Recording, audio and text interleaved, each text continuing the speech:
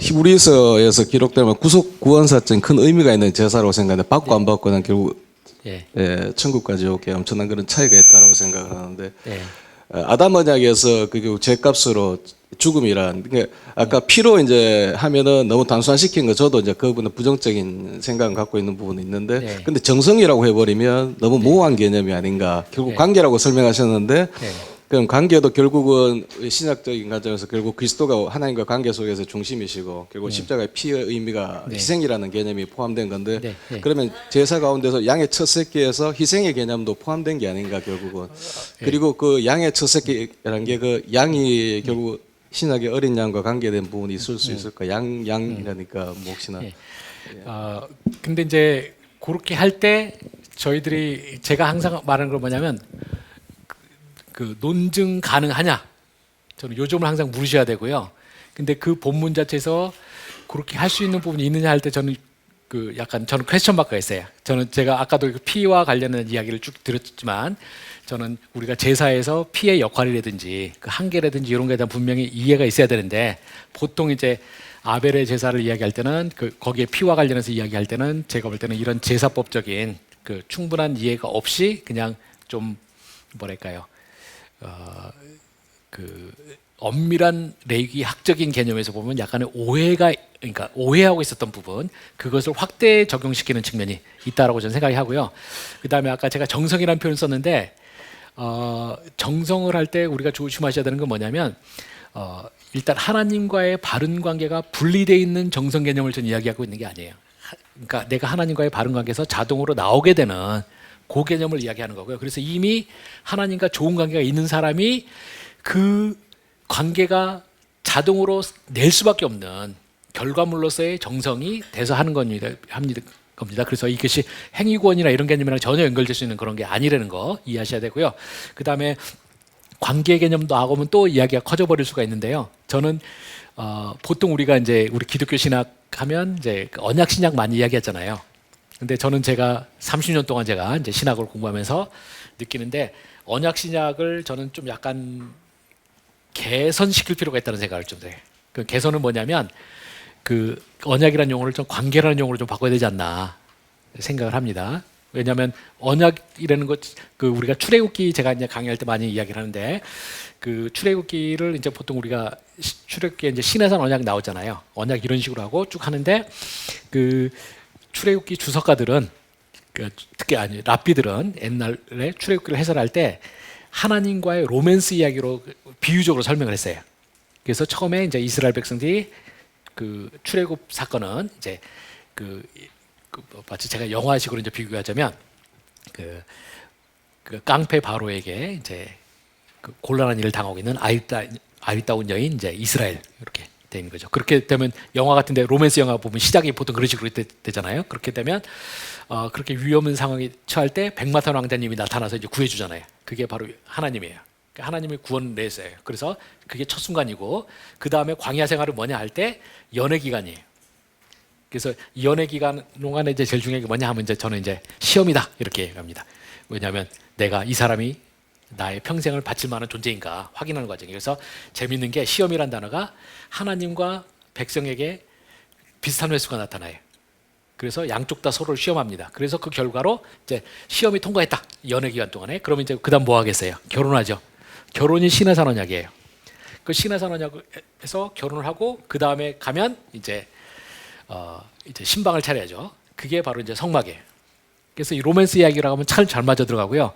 제가 그걸 랍비들이 그렇게 하는 걸 이야기 듣고 그 다음에 그 성경 신학을 공부해 볼 때 성경이 참 이 로맨스로 하면 풀리는 게 정말 많습니다.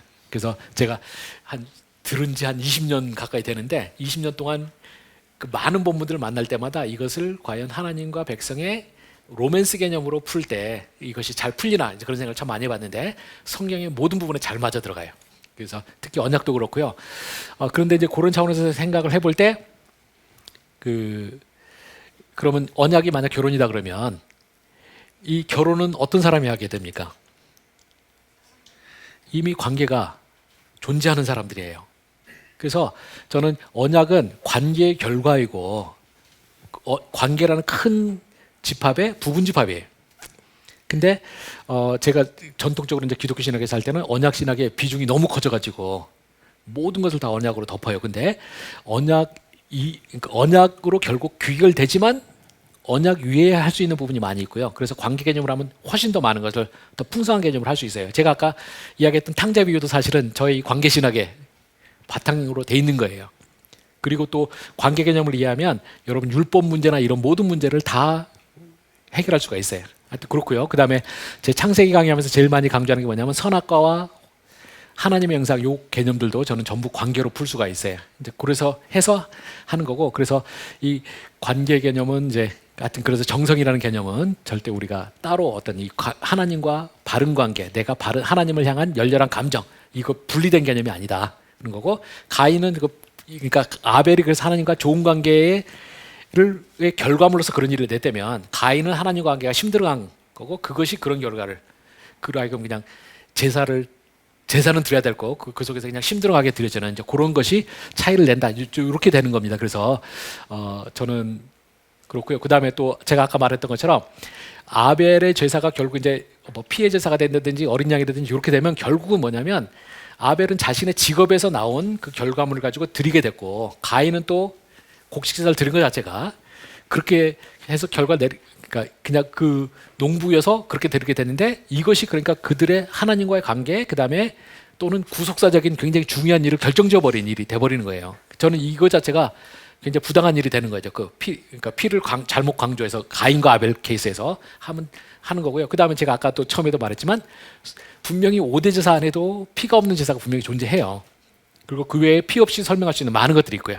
그래서 이런 차원에서 저는 아벨과 가인의 제사를 저는 이제 그렇게 그 후대의 제사 개념 가지고 섞어서 그렇게 하는 건 위험하다 하는 거고, 그거 없이도 충분히 많은 걸 설명할 수 있기 때문에 굳이 이걸 갖고 올 필요가 없다. 그다음에 어찌됐건 이제 피를 가져와서 이제 설명하는 거는 이제 어떤 후대의 본문을 가지고 이제 그 본문을 해석하는 건데, 그것을 정말 가인과 아벨의 제사가 하나님에게 선택되고 선택되지 못하는 것이 바로 그것 때문이냐, 이걸 입증 가능할 만한 저는 요소는 제가 볼 때는 존재하지 않아요. 그리고 혹시 누가 주장을 하면 저는 대부분의 경우는 저는 반박 가능하다고 생각합니다. 그래서 저는 그렇게 된 거고요. 저 질문에 대해서 생각이 나는 게, 너는 마음을 다하고 뜻을 다하고 힘을 다하여 주 너의 하나님을 사랑하라 이랬잖아요. 네. 이게 현대인의 성경에는 정성을 다해도 들어가거든요. 예. 그러니까 저는 그 교수님의 말씀이 맞다고 생각을 한다고 예. 본문 말씀을 적용해서 성경의 근거로 해서. 이제 번역 문제인데 뭐 정성으로 뭐 정성 힘 다 좋은 표현이라고 생각하고, 한국에서 충분히 뭐 동의어로 사용될 수 있는 그런 경우도 돼 있고요.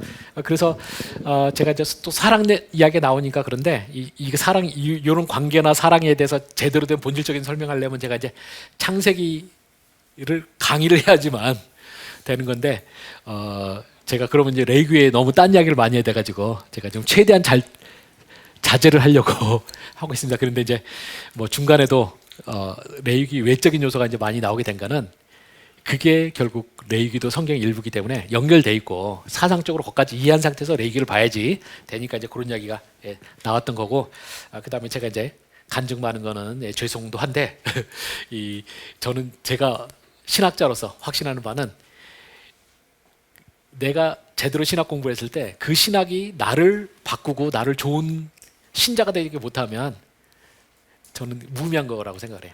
그래서 그냥 저는 제가 10여 년 동안 신학하면서 살면서 제가 신학으로 깨달은 말씀만큼 제가 살려고 했고요.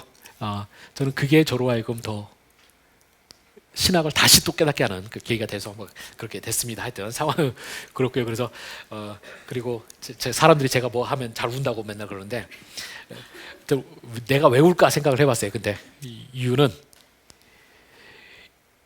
제가 목숨을 걸었기 때문이라고 생각을 해요. 그래서 매 순간 그리고 목숨 걸었고 진짜로 죽기 직전까지 여러 번 가봤기 때문에 제 인생이 다 걸렸고 저와 가족이 하다 보니까 그 이야기를 할 때 눈물이 안 날 수는 없는 것 같아요.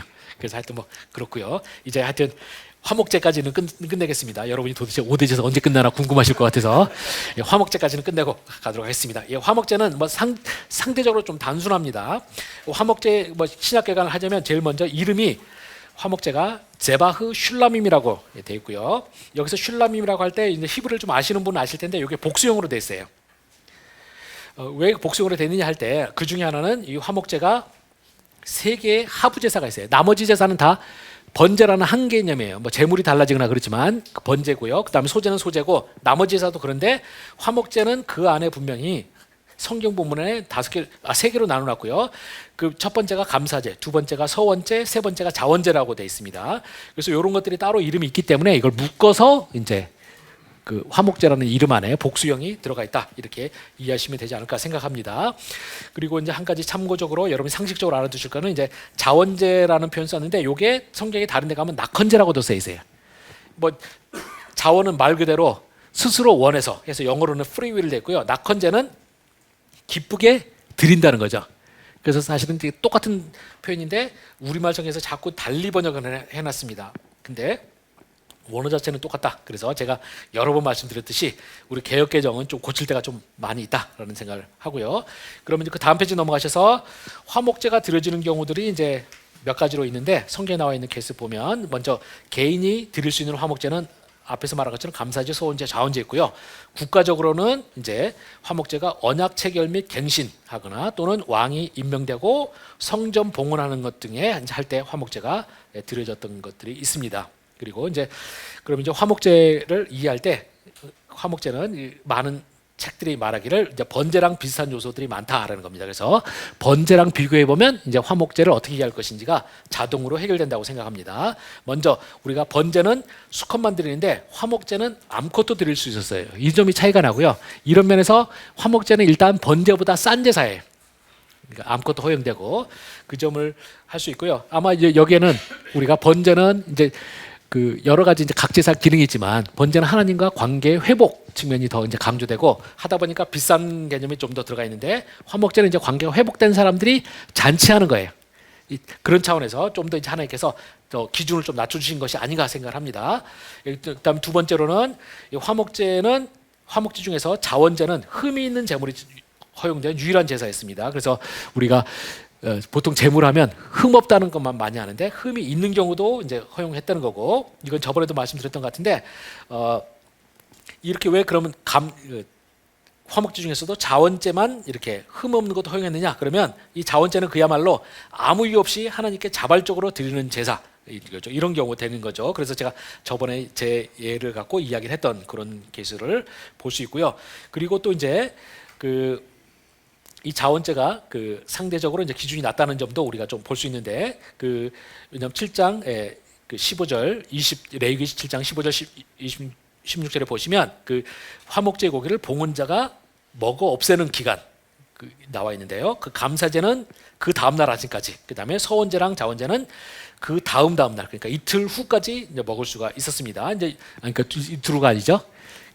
하여튼 이틀 후 아침까지는 끝나야 되는 거죠. 그래서 이제 그렇게 돼 있고요. 그렇게 되면 이제 우리가 이 감사제 사이, 그러니까 화목제 사이에 서열이 좀 있다고 생각해 볼 수 있습니다. 그래서 화목제에서는 감사제가 서열이 제일 높고요. 그 다음에 서원제, 자원제가 제일 낮습니다. 왜냐하면 일단 감사제는 그 다음 날 아침까지 돼 있고 먹어야 되고 서원제랑 자원제는 3일째 아침까지 허용돼. 때문이고요. 그 다음에 서원제랑 자원제 중에서는 자원제가 흠이 있는 제물도 허용하는 제사니까 이렇게 되면 이제 우리가 1, 2, 3이 서열이 나눠지는 것을 볼 수가 있죠. 그 다음에 세 번째로 번제는 이제 우리가 가죽을 제하고는 제물 전부를 불살라서 하나님께 드렸다고 했고요. 그래서 이 제사 중에서 가장 비싼 제사다 이야기를 했습니다. 그런데 이제 화목제는 지방 부위들만 드립니다. 그래서 내장을 덮은 지방, 내방 주변의 지방, 그다음에 콩팥, 그다음에 콩팥 인대 주변, 그다음에 간중 우리말 성경에서 그냥 간의 지방이라고 돼 있는데 이거를 이제 요즘 학자들이 말하는 거는 간 중에서도 미엽이라는 곳이 있다고 그럽니다. 그게 초식 동물에서 가장 기름기가 진한 부분이라고 그래요. 이제 그거를 하나님께 드렸습니다. 그리고 여기에 이제 재밌는 게 뭐냐면요. 양의 경우에만 독특하게 기름진 꼬리라는 부위를 드렸어요. 그래서 소나 염소에는 기름진 꼬리가 없고 양만 드렸습니다. 그래서 요게 상당히 재밌습니다. 여기 그 기름진 꼬리가 어떻게 생겼는지는 뒤쪽에 좀 넘어가서 보시면 130페이지 보시면 나오는데요. 요게 팔레스타인 지역에 양이 이렇게 생겼다고 합니다. 영어 이름이 요쪽 양의 그 이름이 fat 팻테일 쉽이에요. 그러니까 뚱뚱한 꼬리 양이라고 돼 있고요. 이 양들이 꼬리가 이렇게 탐스럽게 생겨서요. 이런 식으로 돼서 여기 꼬리가 있고요. 이 꼬리가 얼마나 기니까 자꾸 끌리니까 이렇게 수레를 만들어 가지고 수레에다 이렇게 싣고 다녔을 정도고요. 그래서 오른쪽에 보시면 나오지만 이 꼬리 무게만 한 7kg 정도 됐고, 알려진 것 중에 뭐 많은 건 한 22여 kg까지 나가기도 하고 심지어는 36kg까지도 기록된 적이 있습니다. 그래서 이게 그냥 방치해버리면 땅에 질질 끌려다니다가 부러질 정도까지 돼서 이렇게 수레를 만들어 갖고 이런 식으로 돼 있고요. 요게 이제 꼬리가 뚱뚱한 이 양이 이제 여러분이 구글 쳐보시면 요즘엔 참 옛날이랑 틀려서 요즘 공부하기 참 좋아졌습니다. 구글 쳐서 검색해 보셔서 이미지 검색해 보시면 이 뚱뚱한 꼬리도 여러 가지가 있어요. 어떤 양은 이렇게 꼬리가 이렇게 탐스럽게 된 게 아니라 히프가 엄청 커요. 히프가 마치 무슨 종양이 있는 것처럼 뚝 튀어나와가지고 돼 있고요. 그래서 그거를 떼가지고 이렇게 양을 해놨는데요. 요게 보시면 색깔이 희죠. 고기인데 희되는 게 뭐냐? 지방 함량이 어마어마하게 높아요. 그래서 그 굉장히 했고요. 지금 현대인들은 지방에 대한 혐오증이 있지만 고대 시대는 지방은 굉장히 고급이었고요. 영양의 중요한 공급원이었습니다. 그래서 이거 자체가 굉장히 귀한 곳이었습니다. 그래서 앞으로 다시 돌아오셔가지고 예, 이렇게 돼서 우리가 그래서 요 부위가 이 기름진 꼬리를 가진 부위는 소도 당연히 이런 꼬리가 없고요. 염소도 없어요. 양만 이런 게 있습니다. 그리고 제가 이걸 옛날에 강의했더니 어느 교회 목사님 사모님이 나 팔레스타인 성지순례 여러 번 갔는데 이런 양 본 적이 없어요라고 말을 하시더라고요. 예, 불행히도 저는 구약 교수인데도 창피하게 성지순례를 못 가봐가지고요. 제가 거기서 양을 보긴 못했고 그래서 할 수 없이 제가 이건 책으로 상대할 수밖에 없는데 책들에 보면 다 뭐라고 돼 있냐? 이 꼬리가 두꺼운 양, 팻테일 쉽이 이 팔레스타인 지역 거기가 주산지예요. 그래서 거기에 이제 가장 많고 대표적인 양종입니다. 그래서 이제 그래서 기름진 꼬리가 언급됐고요.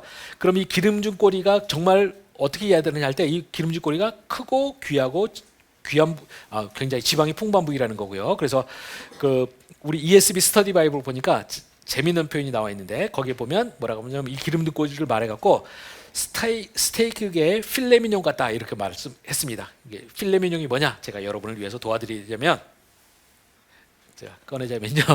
소가 이렇게 생겼고요. 이 소 중에서 소가 있는데 이 소의 전체 중에서 이쪽이 등심이고 안심이고 이렇게 돼 있는데 이 딱 척추뼈가 나가고 골반뼈가 시작되는 부위에 딱 만나는 게 요 부위라고 합니다. 근데 요게 이제 그 필레미뇽인데 요게 300kg짜리 소에서 딱 3kg가 나온다고 그래요. 그래서 근데 저 부위가 이 척추랑 골반 사이 딱 해갖고 뭐 이 부위는 뭐 잘 안 흔들리는 데나 뭐 그래요. 그래가지고 굉장히 육질이 끝내준다고 합니다. 그렇게 돼 있고 그래서 이제 프랑스 요리에서는 이제 어떤 소 요리의 최고봉으로 할 때 이제 이거 필레미뇽을 하고요. 미국에 가면 항상 모든 게 유럽의 고급스러운 게 미국에 가면 약간 타락하잖아요. 그 미국에 가셔서 뉴욕 스테이크 같은 데 가서 보시면 필레미뇽을 여러분이 드실 수 있어요. 근데 거기에 대해서 제가 자료 조사 보니까 여러분이 부자가 아니신데 사 드실 수 있는 가격이다. 꽤 비싸지만 그래도 뭐 먹자면 못 먹을 게 없는 가격으로 파는 거 있으면 그거는 가짜라고 합니다. 그럼 뭐냐면 이게 하도 비싸 보니까 3kg를 둘러싼 한 30kg 부위를 떼갖고 필레미뇽이라는 거짓 이름을 붙여서 파는 거예요. 그래서 여러분이 드시는 건 그거고 빌 게이츠 같은 사람이 먹는 게 이제 필레미뇽입니다. 하여튼 그래서 이 필레미뇽은 이제 그 기름진 꼬리는 이걸 하나님한테 바치는 게 뭐냐? 바로 이 부분이 양에서 구할 수 있는 가장 귀한 부분이기 때문에 그렇게 된다는 겁니다. 그래서 그 부위는 이제 하나님께 드렸고요. 그 다음에 번제 경우에는 네 번째 포인트, 네 번째 번제 경우에는 인간이 고기를 전혀 먹을 수가 없어요. 그리고 나머지 제사들도 속죄제, 속건제도 봉헌자는 고기를 못 먹어요. 그 속죄제, 속건제 같은 경우는 이제 그 제사장에게 그 몫이 떨어지죠. 그래서 그런데 이 화목제는 그 하나님께 드려진 부위를 제외하고는 다 인간이 먹도록 되어 있습니다. 그 다음 페이지 넘어가서 보시면 인간들이 어떻게 나눠갔느냐?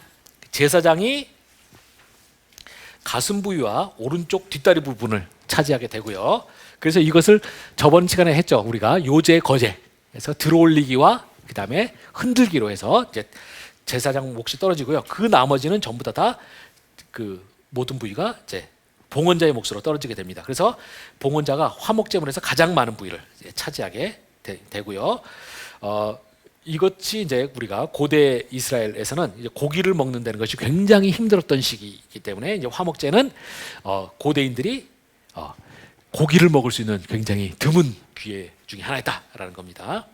그래서 이런 식으로 하다 보니까 어떻게 되냐, 화목제는 다른 제사랑 틀리는 가장 뚜렷한 차이점 뭐냐, 바로 제사와 관련된 모든 자들이 조금씩 차지하게 된다는 겁니다. 하나님이 지방 부위 차지하고 제사장이 넓적다리와 가슴, 그 다음에 봉헌자가 나머지 재물 전부 이렇게 가지고 있어요.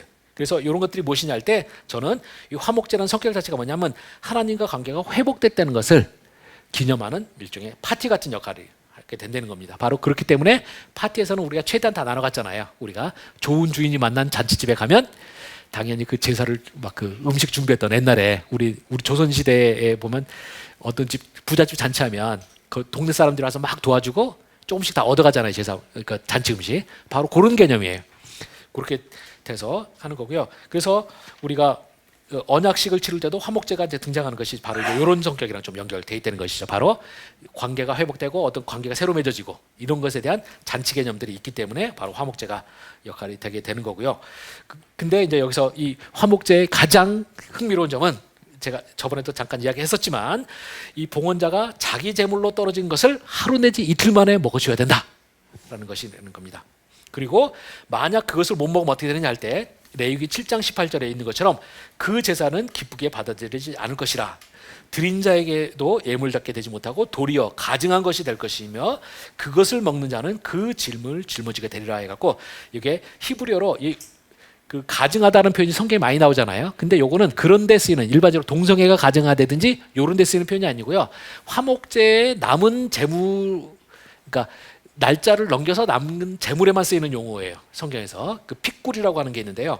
이 핏굴은 바로 화목제의 재물에만 이렇게 딱 쓰이게 돼 있는 표현이 있습니다. 근데 하여튼 이거는 절대 이제 먹어서는 안 되는 게 되고요. 그것을 먹게 되면 어떻게 되냐? 그 죄를 짊어지게 된다는 겁니다. 그래서 화목제는 굉장히 어떻게 보면 위험한 제사일 수가 있어요. 하나님한테 바쳤는데 남으면 남았다가 그걸 실수로 먹으면 갑자기 죄를 짊어진다는 거예요. 제사드리다가 죄 짊어진다면 황당하지 않습니까? 바로 이 말씀이 돼 있는 거죠. 그러면 이제 뭐냐? 저는 이게 바로 하나님의 파티가 진정으로 파티되기 위한 그 디자인이라고 생각하는데요. 그렇게 하나님한테 바쳐놓고 그 못 먹으면 안 되니까 화목제는 어떻게 되냐? 어쩔 수 없이 자신이, 그러니까 당연히 우리가 여러분이 혼자 하루 만에 소를 다 먹으실 수 있는 분은 안 계시잖아요. 양도 마찬가지고 염소도 그러죠. 그 우리가 출애굽기의 12장에서 보시면 12장 5절 우리가 저번에 봤던 구절 있잖아요. 그 6월절 어린 양은 그 나왔던, 거기서도 보면 양과 염소를 할 때 염소가 양보다는 더 등치가 컸던 걸로 그 성경에 돼 있어요. 그래서 염소 같은 거 할 때는 이제 자기가 다 못 먹으면 어떻게 되냐? 다른 가족들까지 모아가지고 이제 먹도록 돼 있어요. 그래서 하여튼 무조건 그 하룻밤에 그 6월절 제물을 다 먹었어야만 되거든요. 이 화목제도 좀 그런 비슷합니다.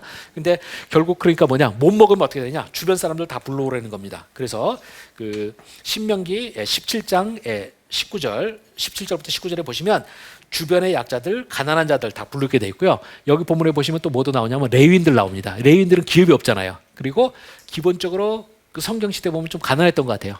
그래서 이 레위인들 주변에 있는 사람을 다 불러 모아가지고 그들이 다 먹게 만들었어요. 저는 이렇게 이 봉헌자가 자신의 주변 재물을 주변 사람들과 함께 나누는 것이 바로 화목제의 잔치적 성격에 굉장히 더 도움이 된다는 거고요.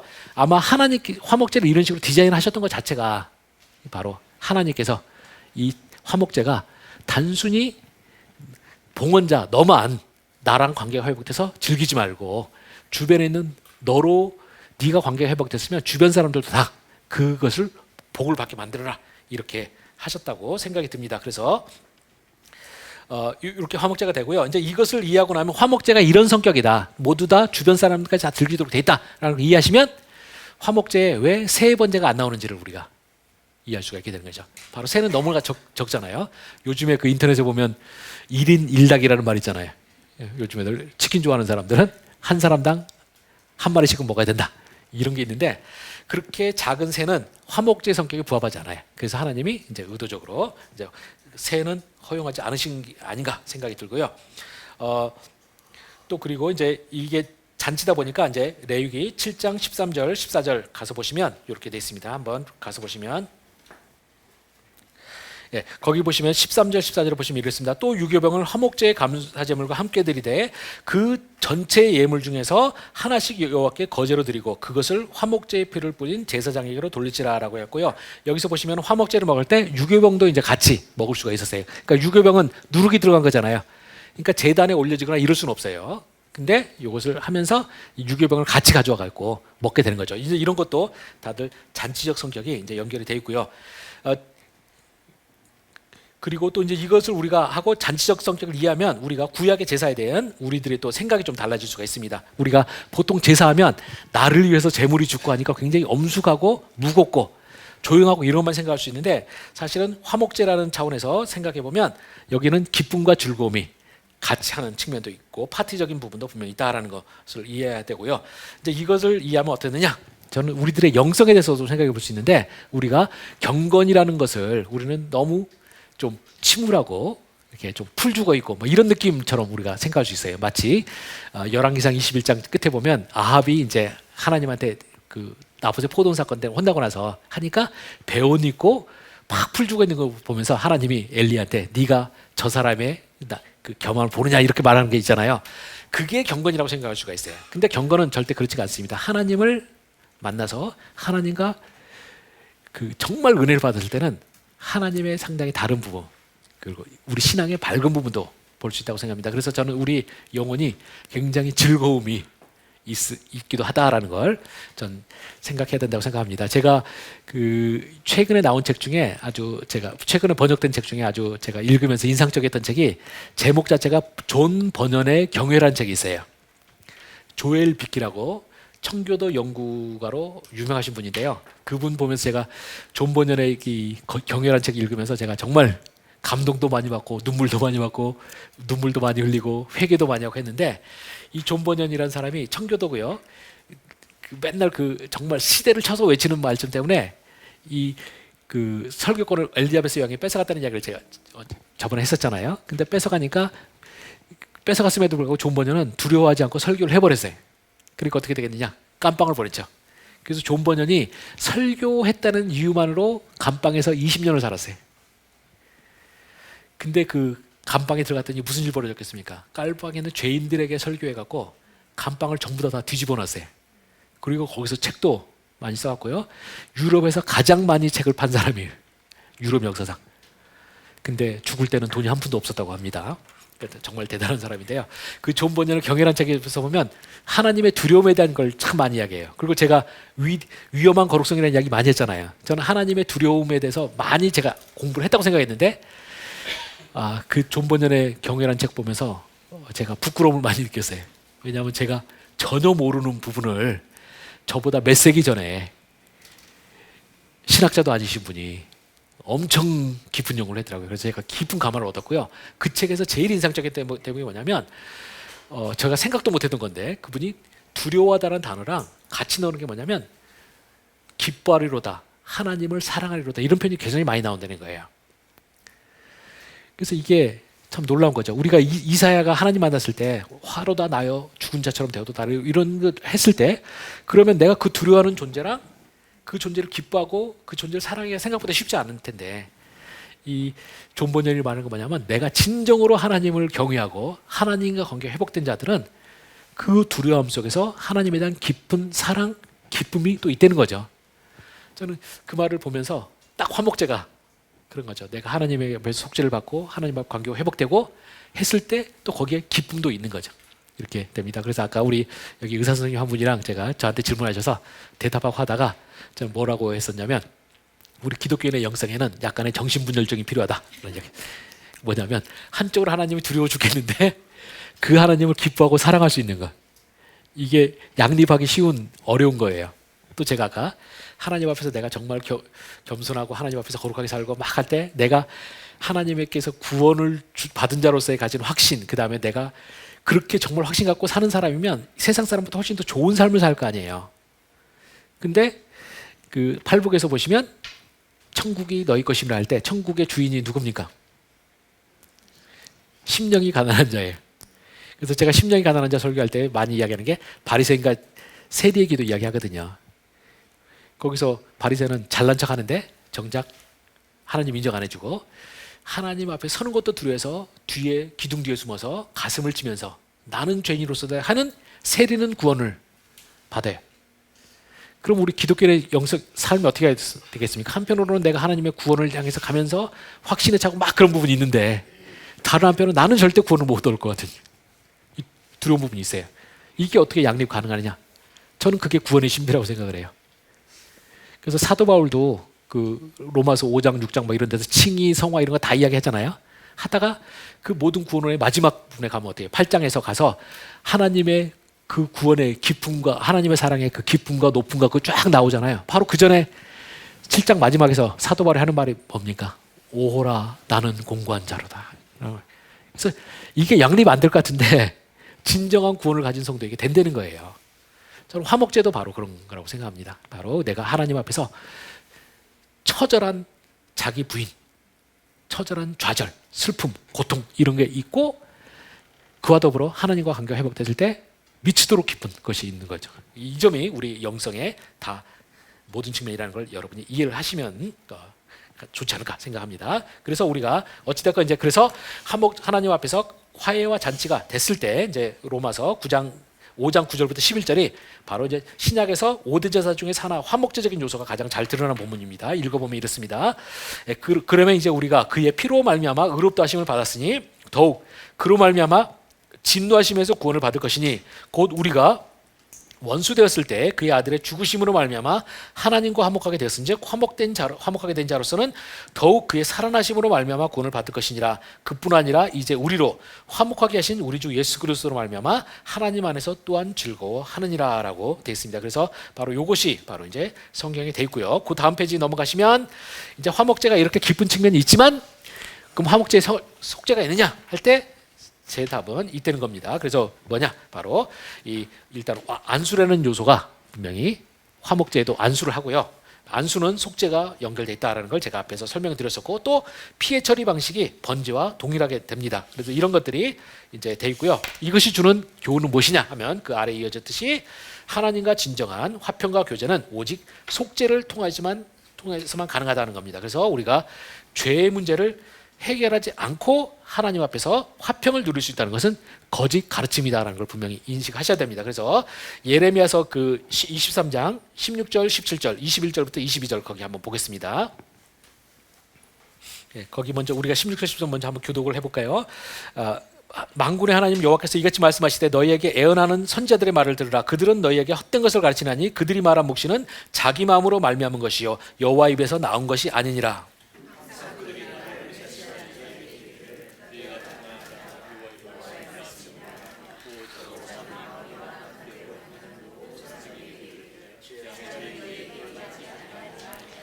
자, 그 다음에 20절, 21절 보겠습니다. 저 먼저 읽겠습니다. 여호와의 진노가 내 마음에 뜻하는 바를 행하여 이루기까지는 그치지 아니하나니 너희가 끝날에 그것을 완전히 깨달으리라.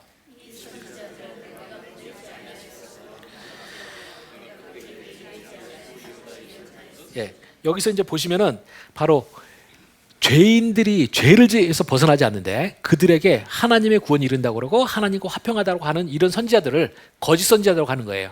이 거짓 선지자들은 뭐냐? 21절에서 말하듯이 이들은 내가 보내지 아니했어도 뭐 다름질하며 하는데 이 다름질은 이제 뭐 우리가 선지자 사역하는 부분은 뭐 한다고 이제 주석가들이 돼 있고요. 그리고 또 내가 그들에게 말하지 아니했어도 애언한다는 겁니다. 그래서 이 죄 문제가 해결되지 않고 화평을 외치는 선지자들은 이제 거짓 선지자다 이렇게 말하면서요. 이와 대비해서 이제 18절, 22절 제가 하이라이트는 보면 이제 예레미야가 이렇게 말합니다. 누가 여호와의 회의에 참여하여 그 말을 알아들었으며 누가 귀를 기울여 그 말을 들었느냐. 22절 그들이 만약 나의 회의에 참여했더라면 내 백성에게 내 말을 들려서 그들을 악한 길과 악한 행위에서 돌이키게 하였으리라 이렇게 말하고 있습니다. 그래서 성경에서는 하나님과 화평은 절대 죄와 연결될 수가 없어요.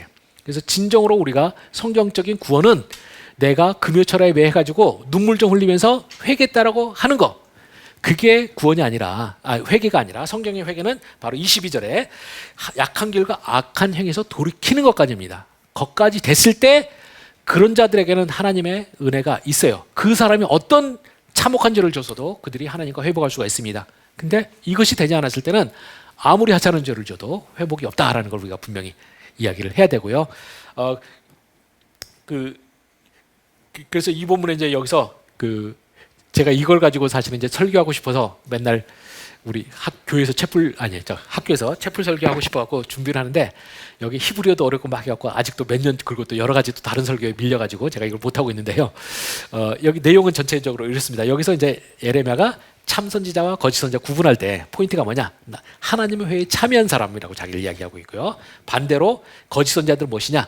하나님의 회에 참여하지 못했는데 이 사람들이 자기가 하나님의 맞는 말씀을 받는 근거로 삼는 게 뭐냐면 꿈이나 이상 이야기를 해요. 근데 이 꿈이나 이상을 하나님께서 주신 적이 없다 이제 이렇게 말하는 거거든요. 근데 여러분이 선지자가 꿈 이상 이야기 나오면 떠오르는 본문이 혹시 어디 있으신가요? 민수기 12장에 보시면 아론과 미디암이 모세한테 따지고 들잖아요. 너만 하나님과 이야기하느냐?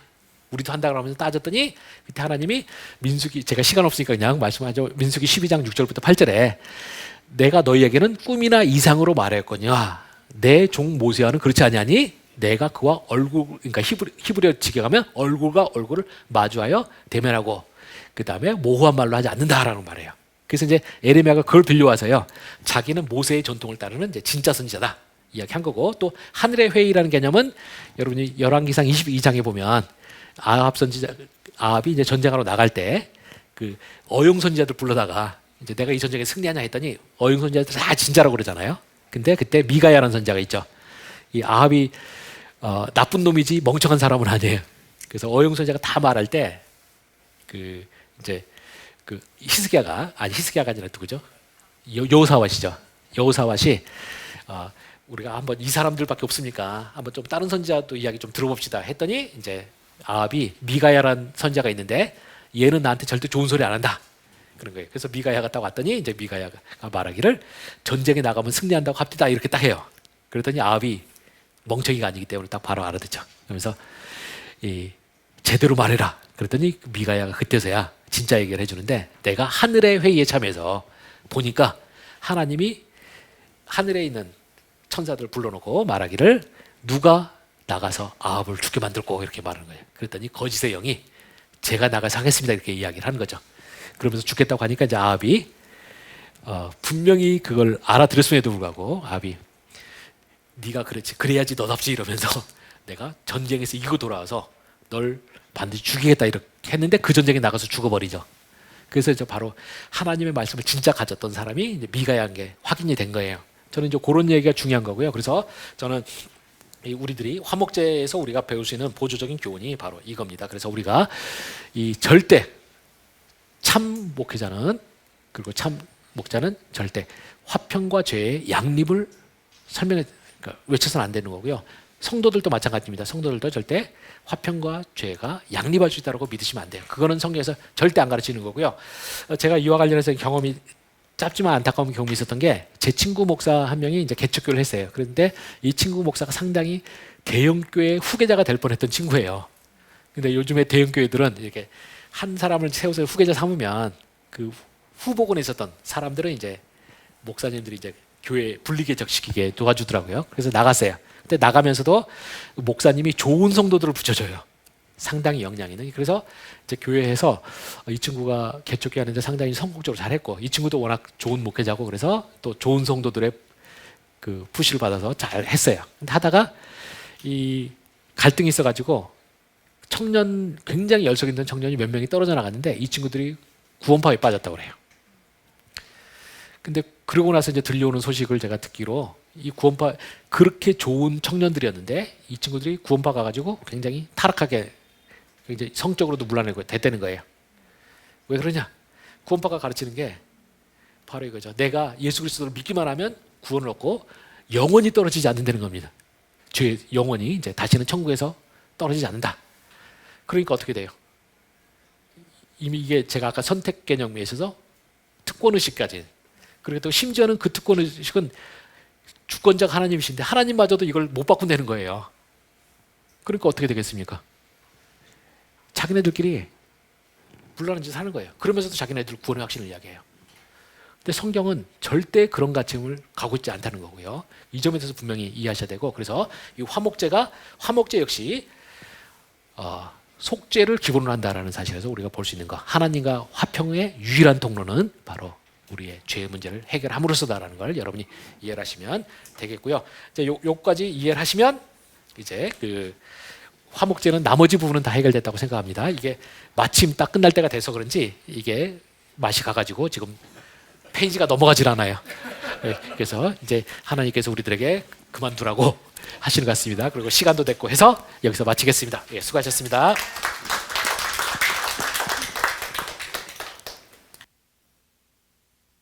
하시기 바랍니다. 예, 없다고 하십니다. 그럼 마치겠습니다. 수고하셨습니다. 제가 기도하고 마치겠습니다. 예, 하나님 아버지, 주께서 저희 토바 이 목회자들과 또 평신도들, 그리고 이렇게 저희가 만나서 하나님 말씀을 나눌 수 있도록 허락하심을 감사드립니다. 저희들이 하나님의 말씀을 듣고 여기서 배운 지식들이 저희를 교만하지 않도록 허락해 주시옵시고, 저희들은 아무리 하나님의 더 깊은 지식에 다가갈수록 저희들은 더 겸손하게 하여 주시옵시고, 저희들의 마음은 더 가난하게 하여 주시옵소서. 그리고 그것을 통해서 하나님께서 놀라운 은혜를 허락하사 참으로 천국이 저희 것이 될 수 있는 은혜도 허락하여 주시옵소서. 그리고 또한 화목제가 가르쳤듯이 저희가 하나님과의 관계 회복을 통해서 누리는 은혜가 저희 주변 사람들에게 다 퍼질 수 있도록 허락해 주시옵소서. 그래서 아브라함에게 하나님께서 허락하셨던 것처럼 너로 인하여서 천하 만민이 복을 얻으리라고 하신 말씀처럼 저희들이 하나님께서 저희들과 하나님과의 관계를 회복하셨을 때 저희 주변에 있는 사람들 역시 저희들로 통해서 하나님의 은혜를 받게 하시며 모든 사람이 다 하나님께 나올 수 있도록 가르쳐 주시고 우리들의 잔치가 더욱더 커질 수 있도록 역사해 주시옵소서. 아버지께서 모든 것 주관하시고 허락하시며 저희들의 모든 필요와 원하는 것을 주께서 아시는 분이신 줄 믿사옵고 예수 그리스도 이름으로 기도드렸사옵나이다. 아멘. 예, 수고하셨습니다.